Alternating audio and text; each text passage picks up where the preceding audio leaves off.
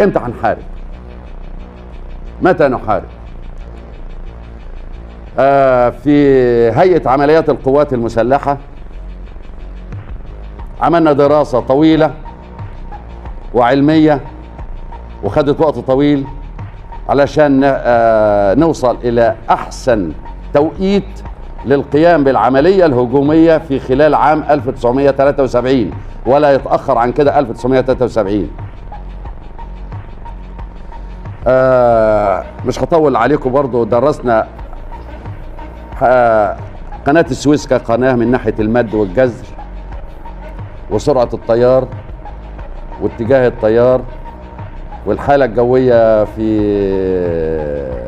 على مدار السنة، كل ده عن 73 بالكامل علشان صلاحيتها لاستخدام القوات الجوية، وكذلك البحرين الأبيض والأحمر علشان استخدام الأسطول المصري أو القوات البحرية المصرية.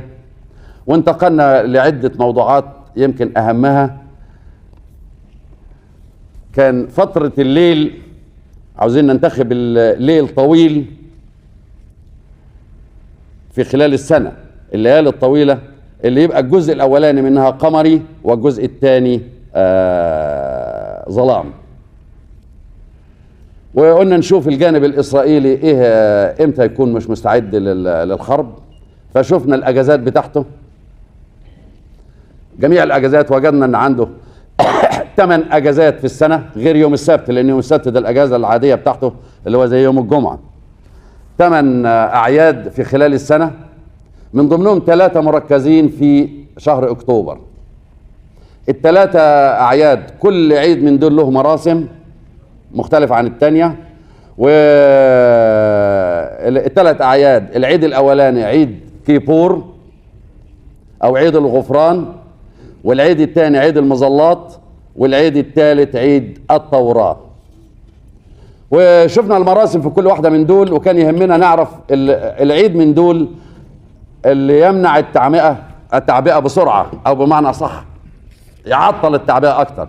وجدنا هو أن اليوم الوحيد في خلال السنة اللي بتتوقف فيه الإذاعة والتلفزيون هو